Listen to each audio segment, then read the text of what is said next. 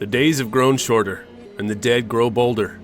In the ashes of a forgotten city, Jay and his ragtag family cling to survival in the charred remains of an old church that they now call home. But safety? It's an illusion. Supplies are low, tensions are high, and something sinister watches from beyond the broken, stained glass windows. Aiden wants to help. Torka smells blood on the wind, and CeCe's radio just crackled with a name that they haven't heard in weeks. This is Havenwood, and it's about to be tested. Well, hello everybody. My name is Turk. Welcome back to the Grouch Couch, and welcome back to One Guy, One Die. We are finally continuing with our Walking Dead solo TTRPG series. Today is episode 8. Now, it's been a few weeks since I've recorded this here series, so to pay you guys back, what I've actually done is I've assembled all of the main lore and events and things that have happened here in our campaign thus far and put it on a Google Doc, and you can find it down in the description of this video. I'm going to do my best to continue to update it as we play each episode, so if you want a little bit of a recap of what's happened, maybe some inventory or an NPC or anything else like that, please do check out that Google Doc because it'll totally fill you right in on everything. I've been reading the comments on the last video, and I know a lot of you guys were worried that episode 7 was the end of the series. It wasn't. I was just taking a little bit of a break because I was working on a lot of other projects with the Grouch Couch, and I really just wanted to come back and do one more episode 8 episode before we do take a big break from this series for a little while. After this, I am going to come back with more episodes, probably in fall, in October, whenever zombies, I start feeling it again. But for now, this will be the last episode of this year's arc. So this episode might actually be a little bit longer because there's a lot of things that I want to try to accomplish in our story. And if it is a little bit intimidating, remember you could always pause the video and come back later, or anything else like that. But this is the beginning of the video, so I have no idea how long it's actually going to run for. But as another update from me, my solo series is now officially called One Guy, One Die, and you can actually listen to this bit series on everywhere you get your podcast. Spotify and stuff like that. I had some folks who requested an audio-only version, so it's up there. You can check it out. And here through the summer, I'm actually going to be starting a new solo campaign using Starforged. It's going to be an all pen and paper kind of physical style game that I'm doing, and I'm kind of excited for it. So if you want something to listen to while you're waiting for this series here to pick back up, make sure to check out Starforged. You'll be able to check it out on the and of course, it's going to be a solo series with me telling a story much like this one. All right, and also, like, share, and subscribe, all the other YouTube jibber jabber. I think that's enough updates from me, so why don't we get into the story, why you're here. All right, the story of Havenwood. Let's get back into it. So because it's been about a month since I updated and recorded last time, I've actually completely updated all of my notes, and I also have them on my Foundry here, but you can check them out in the Google Doc. But I think it's a good time for us to go over our threads a little bit and talk about where we're at and what I think our characters need to try to accomplish in this here episode. So from the top, we don't know what's going on with Jesse and Aiden's parents. We have no idea. We still have Leticia out there in the world. Can she be recruited or can she be trusted? I was re-listening to an episode and I was like, she really wants that type of food that she wanted, and I was like, I wonder if we bring her some food, if maybe she'd be down to join us. But we also have some threads that she's likely the daughter of Jamie Thornton, and Jamie Thornton could actually be a prisoner that is tied to Jay's father, because we know that Jay's father is alive, but we don't know where he is. We do know he has something to do with prison, though. We need to learn more about Torka's tribe, and there was actually a fantastic comment from Homeless Bacon. Welcome, my friend, to the show. Homeless Bacon said,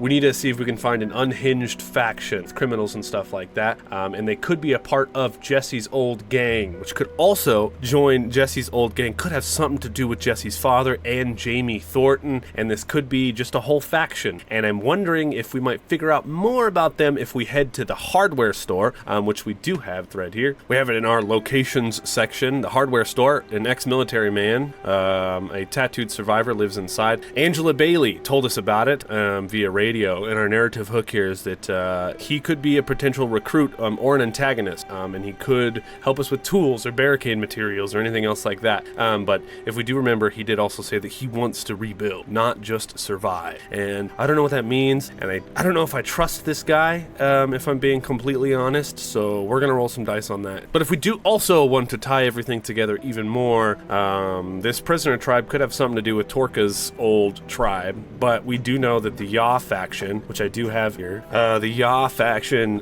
they've been mentioned multiple times, and Torca has a personal grudge against the Yaw faction. We don't know a lot about them, but I definitely want to delve into something they got going on, because this Yaw faction is a threat to us here in this town. We know that they're here, so we're going to figure out what the heck they got going on, because I'm worried. I'm going to do it here on this episode, but I'm going to roll right at the top to see if anything has happened overnight, or to see if anything has happened since we last played at the Haven itself, random events kind of style. And these factions could pop up and they could start raiding us, attacking us, stuff like that. So we need to learn more and recruit more people. It's very important to do that. So what exactly do we want to accomplish in this episode? So first of all, it would be great if we were to be able to find kind of a new resource location, because as we have it right now, we know that our characters have kind of been surviving on like blackberries in the surrounding bushes, and also just like some old pickles and stuff that they had found in the church whenever they got there. We currently have a freezer that is hooked up and it's in the church. They got it in there and they got it hooked up, and I'm actually going to roll a dice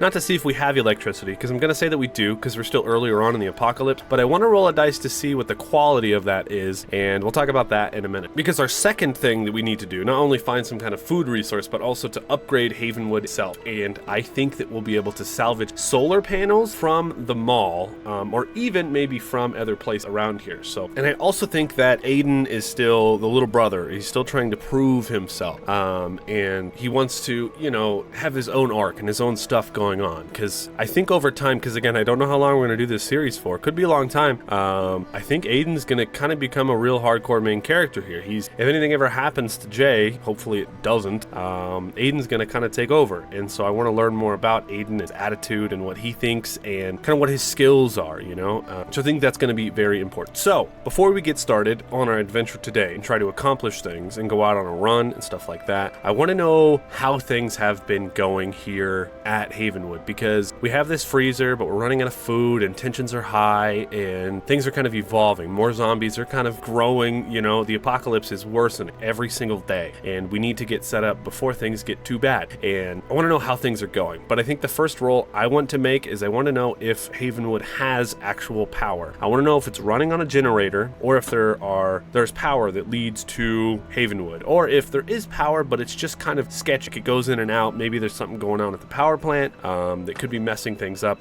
just stuff like that. And to do this roll, I'm actually just going to roll a D100, and the lower the roll, the better the power. So our first roll of episode 8, here we go. That's a 61, so it's kind of middle of the road here. Over a 50 means yes, we do have power, but it's not that great. And so I want to ask a fake question. We didn't find a generator whenever we first originally searched the church, so I'm thinking that we're just on city power. But if it's a 61, that means that it's kind of in and out, and it's not that great city power. Like there's something going on to city power. And so I want to just ask, is that what's going on? We're going to call it a 50-50. Yes, okay. So we have power, but it's just not, which means that securing solar panels for Havenwood would not only help us in the long run, but it will help us kind of where we're at now. It kind of means that the radio tower can only be used sometimes, and now we're also putting a freezer on it, which means we're taking more power to secure our food and keep things cold. So that's kind of that. So before we go out on our next run, I'm thinking it's been about a day or so. They've gotten the freezer hooked up. They've got everything barricaded back up. Things are chill. I think CeCe is still on the radio trying to contact people, see if there's anyone out there. And I think that Aiden has been gathering up blackberries from all around the surrounding area, doing a pretty good job doing that. I think that Jay has been double checking his car, making sure his car is going to be running okay for a little while. I don't really know what Torca would be up to in his downtime. I think kind of just helping everyone out best that he can, because he's that kind of guy. But I'm going to roll a fake question, and I want to know if any kind of random event has happened. If, raiders, or we've gotten calls, or anything like that. Has there been some kind of random event? And since we haven't had one yet, I'm actually going to call it very likely yes. So there is something that has happened over the past day or so that we need to talk. What is our random NPC action? Deceive, illusion. Okay, so if it's an NPC action, this means one or two things. Someone either called in on the radio, or someone has shown up. And I'm gonna do a fake question here. If it's a no, someone has shown up. if it's a yes, someone called in on the radio. And I'm going to call it more leaning towards radio because that's kind of like the new thing that we have going on here. So, did someone call in on the radio? Yes. And we also got a 77, which means a random event. And the way that I'm currently playing, just so everyone knows, is I've just raised my chaos factor all the way up. So if we ever roll doubles ever, it's going to mean random. That's more fun for me. Just if we ever get doubles. I love random events. I feel like it's the juice of the Mythic game. I did a Mythic review and how to play recently. You can check it out on the channel, and I talk about how much I love random events. So we got another random event on top of this, which is remote event, carelessness, and exterior factor. And we were just talking about the power. This is a remote event, so something that happens somewhere else. So we don't even really get to know all the details of this, but this could have something to do with the power. And since it was yes, that means that someone has called in on the radio, deceiving us with illusions. They're lying. They're calling us and they're lying about something. Okay, so someone calls in on the radio, and I've updated our NPCs list so we can just roll on this. This is a D7 if it'll let me. We've got Leticia, Angela, Jamie Thornton, who's still kind of unconfirmed, but he's out there. We've got Vicky R, which is Jay's ex from the other town over, if you remember. We've got Hardware Store Guy. We don't know nothing really about him. We've got a faction, so if I roll faction, it's going to be a faction calling out, and then a new random image I put. So who calls in on the radio? Before we paint out Leticia Thornton, what does Leticia Thornton want? Well, first of all, deceive illusion. Deceive illusion. I rolled on the actions discovery meaning. Move freedom. If we know a little bit about Leticia Thornton, we know that Leticia Thornton, she's at that glass factory. So move freedom. She's calling out to us, deceiving illusion. Move freedom. Okay, this took me a bit, but I think I have an idea. And first I want to paint the scene as I usually do, so everyone's doing their thing around Havenwood as normal. And our camera's gonna pan down to CeCe, up top, second floor. She's messing with the radio, just calling out like she normally does every day whenever the power is worked. And she says, calling out to everyone, this is Sierra Andrews calling in from Havenwood, just seeing if anyone's out there or needs help. And then she releases the button and she waits for a little bit and she writes down in her journal, like, day 7, still no callback. She writes down the channel number. And as she's writing down the channel number, I think Leticia's voice comes through the radio. And CeCe hasn't ever heard Leticia before, so I think when the voice comes through the radio, down below we see Aiden and his ears perk up and he runs up the ladder to get to CeCe to kind of be involved in this conversation. And as the voice comes through, I think it sounds scripted, like almost perfect. Like, hello, I am ready to join you. Please come and find me at the glass warehouse. And CeCe pushes the button. She's like, come again? Who is this? And Aiden like nudges her and he's like, that's Leticia. She's my age. And then it comes through again and it says, hello, I'm ready to move. I'm tired of being alone and want freedom. And the word freedom is kind of like in a different tone, Please come and find me at the glass warehouse where we last met. And I think that it's like big time obvious that this is some kind of a trap and there's something going on, but CeCe just calls back and she goes, okay, Leticia, we'll be on our way soon. Just hang tight in there, sweetie, okay? And then she doesn't call back. But what I want to do actually now is I want to pull up CeCe's chart here and I want to see if she really understands what was said. And I'm going to roll a wits. And I just want to get one success with C. This is our first stat roll of episode 8. Hoo-ha! That's one success. So she picks up that whenever Leticia says freedom, it was in a different tone of voice. And she doesn't really understand what that means, but she understands that everything else was weird. And so she had to have been talking in code. And she writes down everything that she said and underlines freedom in her journal. And then her and Aiden go to Jay with his journal, tell him about what's happened. Oh, and I was thinking too much. I forgot that there was another random event that was carelessness, external factors. I think that the reason that Leticia doesn't call back the third time is because the power goes down again. Something going on with the power, and it kind of frustrates CeCe a little bit. And she's like, gotta figure out this power thing so I can actually talk to. We need more information. She was like mad about it. So before they head down to talk to Jay about everything, she gets a little frustrated. So as they're heading down to meet up with Jay, I think at this point Jay is already up doing something, and I think that he is talking to Torka. And Jay's like, hey, I've been thinking a lot about this hardware store thing, and I think I want to go check it out. I want to scope him out, because we don't know if this is one guy, if he's got a group, if they're not cool. And it's a little ways across town, and I don't really want to take my car. I was wondering if I could take your van, because I could get in your van and I know there's a bed in there, and that's kind of where you have been sleeping because there's no beds or furniture here in Havenwood, which we really kind of need to figure something out. So the hardware store could help us out with some wood to be able to build our own beds and stuff. But if you'll let me, I would love to take your van, because it's also got a workbench in there so I could fix things. I want to take your van so I could sleep in it and take some time to actually scope out this area on the other side of town and figure out these people, you know, so I don't have to rush right back. And what do you think about that, Torque? And he's like, look, man, you're gonna go by yourself, man? You know, there's a bunch of us, like, that's not really kind of how we operate anymore. You're not a solo guy anymore. We're a family. Family survives together. And he's like, I know, but there's so many projects that need done here, and really, I want to leave you guys here to work on those projects while I go and do things. So when I get back, God, the game master, can actually roll a dice to see if you guys accomplished those projects and tasks that really need done around Havenwood, because we really need to upgrade this place, man. And also, I don't want to take my little brother because he's not ready, you know, and I don't want to leave him alone here. So if you three stay and I could go. And Torque is like, okay, I mean, yeah, I guess we could work that out. That sounds okay, you know. You're kind of right. We do need to fix things. And as he says that, that's when CeCe and Aiden come down the stairs and across the church to this back room, and CeCe fills Jay in on everything that just happened on the radio. And Torque is like, oh man, yeah, we met Leticia, me and Aiden, on our run, man, and she seemed kind of cool, but she really didn't want to come stay with us, so it's kind of weird that she would say that, man. I mean, could be a trap or something, man. And Jay's like, look, if it is a trap, that's a little girl that needs our help. She's been alone in the apocalypse this long. I'm sure she can handle her own, but we have to try, you know? We can't just leave her there. So if we know it's a trap, we need to go in prepared. And what kind of trap could this even be, honest? And in my head, you guys can let me know in the comments what you think this kind of trap could be, but in my head, I think someone seen that we talked to Leticia, and maybe that's why on the run with Aiden, it was so easy just to get there, because things had already been cleared out. There was already people in the area. Some kind of a faction, could even be the Yah faction that was stalking, and they seen that we got close to Leticia, and so they have gone in there, they've captured her, and I think that they have forced her to call back to us on the radio. What does freedom mean?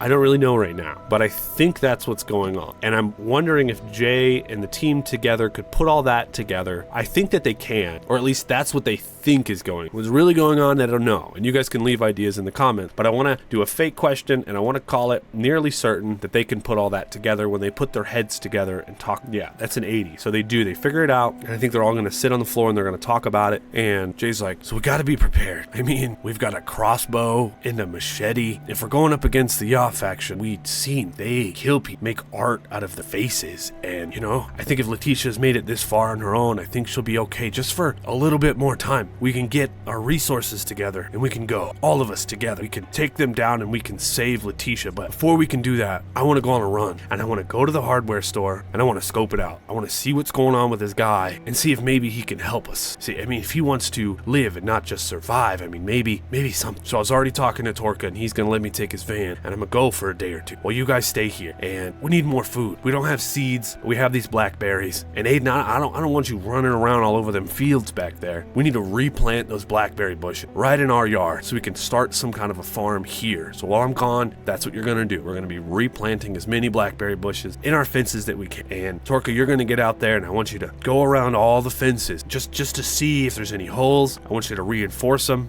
I think there's a gate that goes out the back towards the homes, like the residential area, and then the front area of the parking lot doesn't have it's just kind of open, but it leads to the main road. It runs along to the mall. So we can't do anything about that yet, but you're going to go in the back and reinforce that back gate and everything else and get us a nice farm area set up. You're going to work with Aiden. Don't leave him alone. And also, while I'm gone, CeCe, there are rooms in Haven. So we have the large open main hall. That's currently our sleeping space. No bed. We have the library, quote unquote, that I mentioned that was vandalized with fire. We have the office that is kind of CeCe's radio workshop now. That's where her radio is. It's upstairs. We have the storage room that's full of old music gear. We have the youth room, which we found pickles in, and we have the gravesite out back. And we're going to keep the gravesite. It's going to be like a gravesite and then like a farming area next to it. And so Jay's going to be like, we shouldn't all just be sleeping together in this big old room. You know, it's not safe. We need to change up the youth room back there. Put up like some temporary sheets, some walls, whatever we can find to be able to give us all our own little private spaces that we can sleep in that youth. And that's where we're going to build our bed. And I want you to just start cleaning up. I know you're calling out on the radio every day. She's like, yeah, but the radio is important. I need to talk to the people. And he's like, I know, do it once per day. There's no stopping. Rather than that, I want you to clean up that. So then whenever I get back from this run, I'm actually going to roll on all of these things to see if these guys were able to fix things up and stuff. And I know it's kind of fucked up to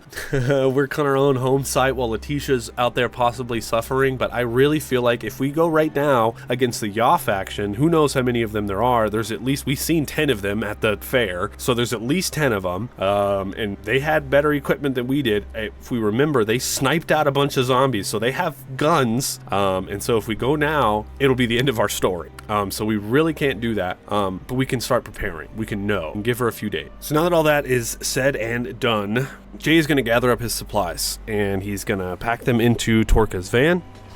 And I actually want to see if anyone else has anything of use that might be able to give it all to Jesse. He has stuff that he needs while he's out on. So I'm going to pull up all the character sheets. Aiden has his crossbow, and I think Jay's going to ask for it, because having something long range like this is going to help him a lot, especially since his axe broke previously. Having this crossbow is going to be really good for him. And Aiden has the binoculars. He's going to keep those because he's going to need them while he's here keeping lookout. CeCe is the only one with a gun. CeCe has a pistol that she kind of came with. She also has a flashlight, which I think we're going to give over to Jesse. She can keep her basic medical gear to take care of everyone while he's gone. Torka has a spear and a sword, and that's kind of it. So, I mean, that's everything that we've got. So now Jesse's got his hammer, close range, his crossbow for long range. He's got those lockpicks, which we got like episode 1 or something. He's still got those. He's got signal flares as well, in case he needs them. We've got our flashlight. We've got a stash of drugs and medicine just from his olden days. I think that's in his car, actually, so he's not going to have it with him, but it's going to be in his car. But I'm going to keep it on there just so we remember that. And I've got on his character sheet 2 rations. Everyone just remember that this is like a baggie of frozen blackberries, because we're freezing the blackberries now to keep them fresh for longer because we have the freezer, so that totally works. And I actually have to check my Google Doc because I wrote down how much gas the van had. I don't have it here in Foundry, but I have it over here. Torka's van has a bedroll, a desk with tools, and electronic straps. It also has the bullet necklace hanging from the mirror, and it has less than a quarter of a tank of gas because we just delivered the freezer, which means that if we go on this mission now, what I'm going to say is, in my head it makes sense that if we drive this car now, we can get to the hardware store, but we're going to have to find gas before we can get back. And so hopefully we don't lose Torka's van, because I don't think he'll ever forgive us, but we're going to do our best. And I forgot to give them experience from the last one, so that actually puts him at 6. And I'm going to see if I can use anything to level up before we go. I'm just looking through the book real quick to make sure I level up right, but gosh, walkie-talkies, how handy would those be? My goodness, we need some friggin' walkie-talkies. Oy. I'm also going to mention how much I hate the way that this Walking Dead book is organized. It's so annoying to look through all of these things. It's so annoying. I'm just going to say, like, I review a lot of TTRPG books. One thing I didn't mention in my review of this book is how annoying it is. Anyways. Bro, I looked through the whole thing and still literally couldn't fucking find how to level up. So, I just Googled it, if that says anything to y'all. So, anyways, we got 5 experience the last session because we participated, we sacrificed something to achieve a goal, we lost our axe, we learned something about the world, the butcher shop, we learned something about another PC, which was Torka and his backstory, and also we triggered our key relationships, drives, and anchors by helping to build up, everything. So we got 5. Now we can actually spend 5 XP to level up an attribute or a skill, or we can learn a new talent. And so I actually want to look through the talents to see if there's anything else that makes sense for our backstory before we go out on this. I think suppressive fire is really cool. You can attack up to 3 enemies with the same attack when you use ranged combat, but they all take 1 less point of damage, and you can't add damage from extra successes. That's really cool, but I don't think thematically Jay hasn't trained with the crossbow or with guns or anything, so that really doesn't make sense. So that'll be one for someone else. I think Skullcracker does make sense. Gain a +2 to close combat when you fight walkers. You took on a group of walkers and came out on top.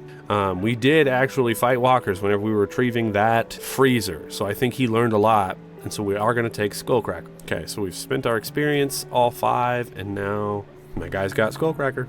All right, so we're all prepared. And I think they all gather around the van outside, and Jay turns to everybody, and, he gives Torka like a firm handshake, and he's like, hold down the fort while I'm gone. Look, if I don't make it back, just promise me that you'll take care of my boy, and you'll keep things going, keep things positive, And Torka's like, I mean, yeah, I'll do my best, but you're going to be fine, man. Get out there, come right back, everything will be good. And then I think he gets on a knee and he gives his little brother a hug, pats his head a little bit, and then he looks at CeCe and he's like, if I find a way to call you back on the radio. Wait a minute, doesn't our main car have a radio? I mean, it's not like crazy long range like what CeCe built, but it should still work, right? Maybe we could take it with us, and if we find a way, we can upgrade it to make it even more long range. So I'm actually going to back up a bit. I think while he's talking to Torka, I want to see if Torka used his tech skills, because he does have that, right? He used his tech skills to move the CB radio out of Jesse's car and into the van. A stress dice. But that was one success, yeah. So he turns back and he's like, hey man, so I managed to move the radio, so if you get into any trouble out there, or if anything happens here, we can communicate a little bit. It's not long range though, man. Like CeCe told me, it's gonna need an upgrade, so if you go too far, and also it might be hard to hear each other, but keep it on.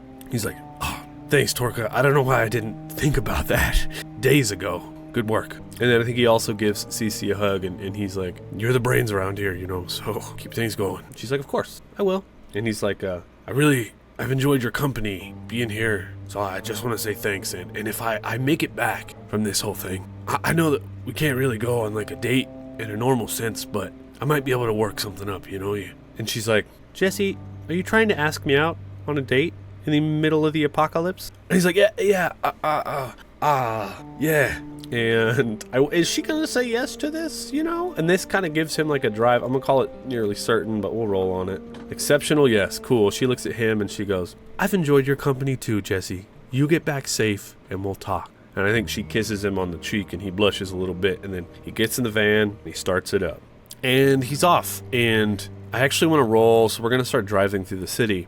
And this is Jesse's hometown, so he knows where this hardware store is. He knows that it's past the mall, like around it and on the other side. So we don't really get to get a good look at the mall on this run here. But it is still a big plot point. But we're going to go around it, and I want to roll to see what the weather's like as we're driving through this thing. Weather, D6. It is windy. Roll again. Another 6 means that it's a storm or extreme heat or cold. Ooh. What? We got windy twice, and it says if you roll 6 twice, that means extreme heat or cold, and it's a storm. So as we're rolling into the city, it's gonna start storming like crazy. I picture like he sees the clouds, and as he starts driving into it, he can see there's like lightning and rain, and it's just pouring all over the car, and he's got the windshield wipers on, and this is the apocalypse, so the roads are still full of like old broken cars and dead bodies and like probably some walkers that he needs to navigate. And Jesse's really good at driving. He actually gets a +2 when he drives his vehicle, so we're actually going to roll just to see if he can navigate all of this stuff. He has a 9, just needs to get 1 success here. He got 3 successes, so he is killing it. He's driving through the storm, he's doing a good job, and I think he's thinking in his head, he's like, this rain may suck, but it's going to be good cover for me to get into the town without no one seeing. All right, and as we're driving into town, before we get to this hardware store, I want to see if any kind of random event thing happens whilst we're driving to the hardware store. So we're going to do a 50-50 on the fate just to see if there's any kind of event that happens or if it goes like normal. And actually we could roll a scene alteration to see if anything happened. 5, scene was altered. Okay, so something does happen. Remote event, move enemy. Oh no, something happens in the remote. Oh, something already popped into my head. On the radio, before Jesse makes it to the hardware store, CeCe calls him, and she's like, Sierra Andrews for Jesse J. And he pushes it and he's like, call back for Jesse. And she's like, Aiden was up on the bell tower. He's got his binoculars. He's doing a good job, keeping a lookout through the storm. And he's seen some movement out there. Did he see... Okay, so this will answer our question. Did he see the Yaw faction, very likely, moving through the storm to the glass warehouse? Exceptional, yes. So she says, and we were right on our theory. It looks like the Yaw faction is doing something in the glass warehouse. Aiden's seen some movement over there, and he thinks that it's them. And he's like, okay, well, just keep an eye out, I'm only like... I'm going to say this is like an hour drive away from them. But in the apocalypse, he has to drive slow because of the roads and everything. So it's probably about 2 hours. And he's like, I'm not too far away. Keep me posted. And as he keeps driving, her voice is kind of starting to cut in and out. And he just hears like, oh, set, right, over and out. And he's like, I didn't hear what you said, but see you soon. Okay, so as we're pulling around this road, I want to know what this hardware store looks like. Is it boarded up? Does it have like barbed wire? You know what I mean? Does it have defenses? Does he see people? I know he's going to be driving real slow, and he's just going to be looking as hard as he can to kind of see what he can see. And I want to do some descriptors. Trained, active, okay? And we're going to roll a scouting roll. No bonuses. He's got 1 success, so he can see it pretty well. And we've got trained and active. Trained and active. So there's more than one guy for sure, because it's active. Unless active means zombies. It's fake question time. 50-50. A no, it's other people that are trained, like military. And if it's a yes, it's zombie. It's a yes. So it's active with zombies. So that means that our trained descriptor here means that the guy or whoever it is inside of the hardware store is used to this, right? And we know that they're military trained, right? They're covered in tattoos and shit like that, like old army tattoos. So we know that this guy's got some training going on. But trained to me means that he has indeed set up barbed wire. There's like some serrated metal underneath the windows. Maybe there's like spotlights over the front. You can see like the walkers. Is there an electric fence? I'm gonna call it likely. Yes. So there's an electric fence, and these walkers are like walking up to it and getting zapped and like falling down, and you can see them in the lights as the rain is like pouring and it's dark outside, but you can see these walkers, and they have lights, which means they have better power than us, and they have an electric fence. Maybe their electric fence is what keeps ruining our power, the bastard. We got 3 successes on our mobility check, so Jay's gonna pull this van around. I'm wondering if he can pull it into a parking lot, camp it there, but in my original mind, I was thinking there'd be like a foresty area, like around this hardware store. You know, like a lot of hardware stores have like old piles of like wood and like other kinds of stuff like off around the back, you know, like extra inventory. And I think there's something like that going on around the back of this place. And he's going to pull his van around there all quietly. He's got his lights off. He got 3 successes on his mobility. This is what he's good at, right? So he's pulling it around, and he's going to park his van around the side of this hardware store. This place is active. It's got zombies, which means it's got noise. And so Jay's going to pull out his hammer. He's going to pull out his crossbow. He's going to call out to the guys. He's going to say, I've made it to the hardware store. Going in now. And he's going to hang up the CB radio. He doesn't know if they heard him or not. He is out of range. Oh, he should. I just did that on a whim, but maybe he shouldn't have did that, because if hardware store guy has a radio, he hears them. But whatever. As we get out, there are like piles of wood and like big old piles of rocks, you know, like hardware stores and stuff have, and like old tractors and stuff like that are all just like stacked around back here in this like area. And he's going to start navigating around it, and he's got to get up to the hardware store to find this guy to talk to him, right? Or at least scope him out, find if there's a window. That's what we're hoping for. But let's see if there was any kind of scene alteration. Scene proceeds normally. Okay. So he's going to sneak around. We're going to roll stealth, which is an 8. Really good. We do have lockpicks, right? We just need a success. That sucks. So we got a 0. Oh, but what if Jay's sneaking around the back? Because look, we already have an enemy, right? It would be really good if we could have another ally in this storm here, so we could figure out who the heck this guy is. My first initial thought was he's sneaking through all of this stuff, and he gets close up to the house, to the hardware store, like the back entrance, and a motion-activated light turns on, right on him, and he's like, ah! And he's just standing there on the concrete, like as he was sneaking across, and the light comes on, and then he runs over, and he's gonna hide behind some barrels. And then I think there's gonna be like a little, you know, most hardware phones, like they can talk over the register, you know what I mean? Like call out to people who need whatever. And so through one of the speakers, there's a voice, and I want to roll motivations here, conversations. I'm gonna roll some descriptors just to see how this guy sounds, kind of what's going on here. He's found us, he knows that we're here, and we're investigating him, so hopefully this goes better than we think. Okay, so conversations: loving, helpless. I kind of want to roll motivations as well, but maybe not yet. Loving, helpless. I wonder what this guy sounds like. Voice descriptors: resourceful and generous. So maybe kind. Yeah, everything about that to me is screaming kind. That's weird. That's not what I was expecting at all. Oh, I just got chills. So through the speakers, we hear a kind, gentle voice. Stern, but kind. And he says, "Hello, I see you out there. Please, I'm not looking for any kind of trouble. I've been through a lot. I'm trying to rebuild here. If you've come to steal from me, please take whatever you want from the outside." And I think Jesse hears this and he pokes his head up from behind the barrels and he's like, "What?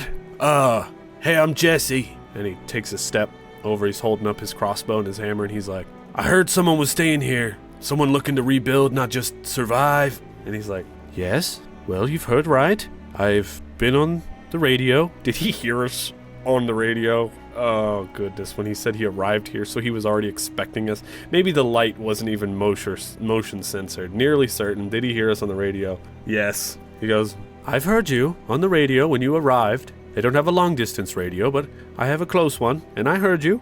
He's like, "Yeah, I've come to meet you. I was, can I trust you?" "Well, if I was going to kill you, I feel like I would have done it already. I heard you arrive through the radio, and I kind of have the jump on you." Yeah, I guess you got me there. This mission didn't really go the way that I had planned. All the while, we need to remember that there is just crazy zombie noise coming from outside of this back, because it's like a back fenced-in area. If you've ever been to a hardware store, and there's like just piles of stuff and probably like a warehouse or whatever, and so the front gate is just covered in walkers that are getting electrocuted and that are falling down, so we can hear all that happening still. And Jay's like, "Look, it's hard to talk to you out here. Can I come in? Can we talk?" And I think, is the guy gonna let us inside? I really think that he is. So let's call it nearly certain he'll let us in. That's a 15, so yes. He's like, "Sure, you can come in, and I don't even mind." With the exceptional yes, he's like, "You can bring your crossbow, bring your hammer, come on inside.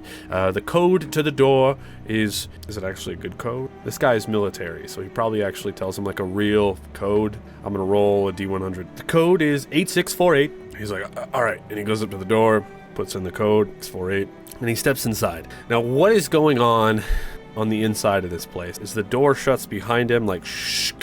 Like, he's got power. I bet he's got air conditioning. It's probably covering a lot of that awful zombie noise outside. I wonder how big this hardware store is. Is it like a big old like Ace Hardware? Are we talking like a Lowe's? I don't know. We're gonna do some descriptors. I got locations. Element meaning locations, reassuring but cramped. So it's not that big in here.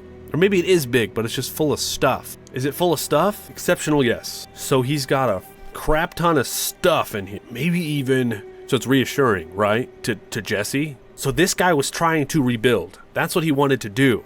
And it turns out that he's actually a nice guy that actually does want to rebuild, which is crazy to me because I thought this dude was going to be awful, but the dice told us all, guys. All right, so as he steps in, since it's reassuring and it's a crap ton of stuff, there's probably mattresses and like couches, maybe like old TVs, probably like cupboards, like furniture, just like packed in here. Maybe stuff that this dude has just been building with all of the hardware stuff this whole time for like a year. It's just him by himself, and he's just building furniture to be able to rebuild. He's got nothing better to do with his time, right? But this is a hardware store, so I'm not going to say that there's like food or anything else like that, but there could be seeds for farming. As he's walking by, he's looking at everything. Jay is seeing all of this stuff. And is there food for farming? I'm going to call it likely seeds for farming, because hardware stores, they do sell seeds and soil and stuff like that. Exceptional, yes, that's a 9. So he sees like packets of seeds and like soil and stuff. And he's like, God sent. So he sees all this stuff. And he comes around the corner of the shelf, and I picture there's just this big open area that has like 3 or 4 workbenches. There's like sawdust all over the ground from this dude like building this furniture. There's like lights on everything and just like old 2x4s and stuff, like a project he's currently working on. And I bet it smells like sawdust and paint, which is kind of nice for Jay because Jay's used to that awful rotten zombie smell that he's been smelling for the past year, and so just to smell this beautiful fresh chopped wood and paint, and he takes a big ol' inhale of this, and then we see the guy, and I picture he's got like safety goggles on, and he puts them up on his head, and he's probably wearing a vest from the hardware store. Like, dude used to work here. before the world ended. But what does he look like? Dirty? Casual? Yeah, for sure. That makes sense to me. He's got paint on his stuff, a couple rips, like he's been working in his work clothes, but casual work clothes, got some blue jeans. Mysterious, yet aggressive. So as he walks up to Jay, he's got a strange look in his eye. It's really like bright, crazy blue eyes. Whatever race he is, he's got crazy blue eye. And he shakes his hand. He's got like these calloused up working hand. And it's the strongest handshake I think that Jay's had in a while, because he's been shaking Torka's hand. And so when he shakes this man's hand, he's like, well met. Fuck it. And his support is motivation, support and control. I don't know what control means. That might be a little flaw, but support, right? So this is still good stuff. But I need to know, to be able to picture this person in my head, right? Military adversary, right? So we already know that. I did identity. I don't think that was right. So we're going to delete that in the chat. Knowledgeable, yet social. We already know that. So that's very good. That just kind of continues to further what we already think here. So we're not getting what we want from those descriptors. So maybe let's do this. Mechanically healthy. Okay, so I'm getting a picture in my head.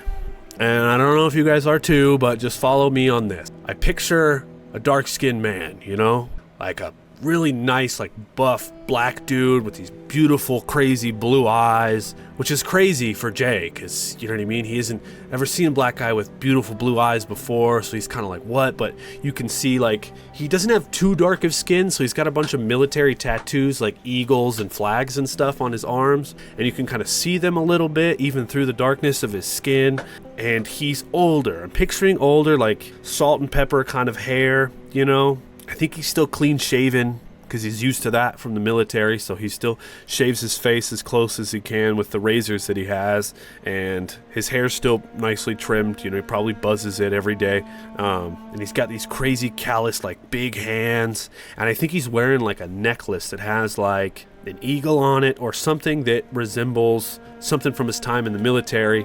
And this man, when he got out of the military, he started working at this hardware store, and it's just kind of just where he's been, and he just builds stuff. He teaches people how to build stuff. They come in, customers ask him questions, he answers them. He's really kind of kind, but I think he's very smart, knowledgeable, and stern, but he's very nice, older and wise, but very strong still. Like, the guy doesn't work out, but he's got like a natural health to him from his mechanical work that he does. And he's got to have like some Timbs on, like some tan boots, but like the tops of them, like where the steel toe part is, because there's probably steel toe Timbs, is kind of like rubbing off, so you can see the metal underneath.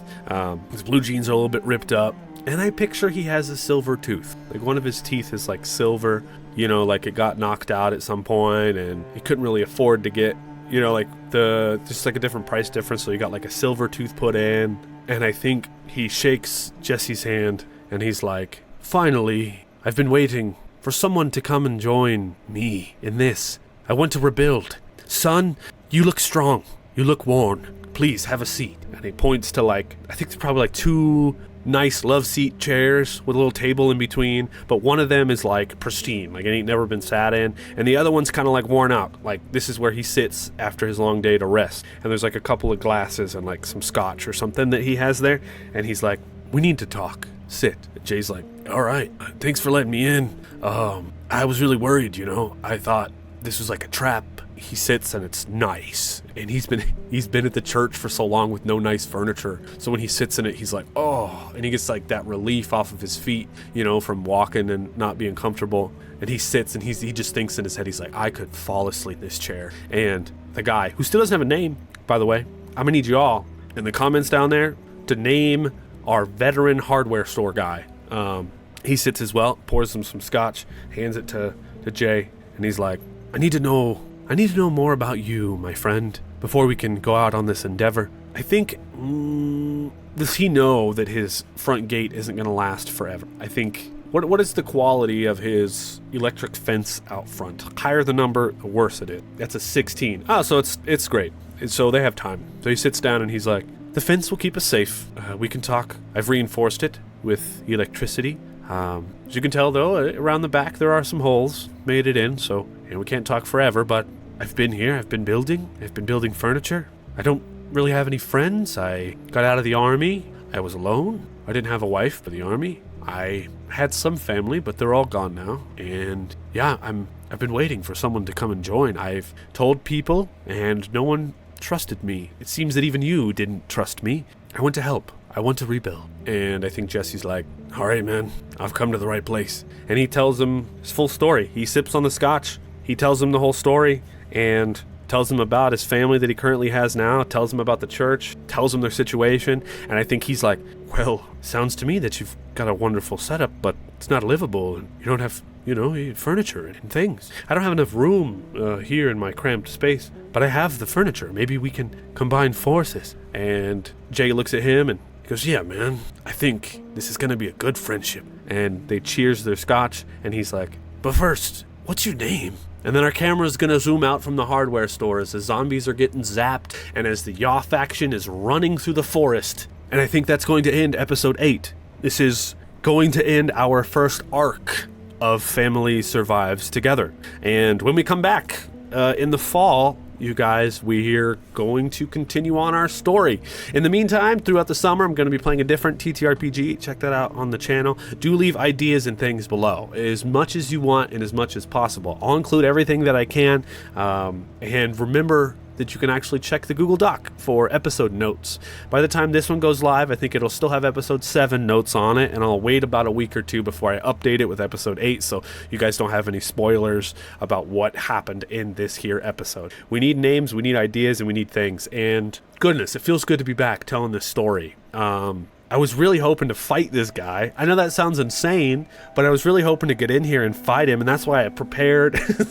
But the dice, you guys, you never know what the heck is going to happen whenever you're doing stuff like this. You can't guess and hope and prepare, So we have things to deal with, though. Leticia is in danger, but we have a new friend, and he might have some guns. He was ex-military. He might know where some are. That might be able to help us save Leticia. So yeah, I have no idea how long this episode's going to be. I don't know, but do leave a like on this episode. And hey, if this episode reaches this one right here, reaches enough likes, maybe I'll come back sooner. All right, so share it around with your friends, and thank you so much for joining me on this journey. This has been One Guy, One Die. I'm Turk. Thanks for joining me on the Grouch Couch. Subscribe to survive, and I'll see you guys next time. All right.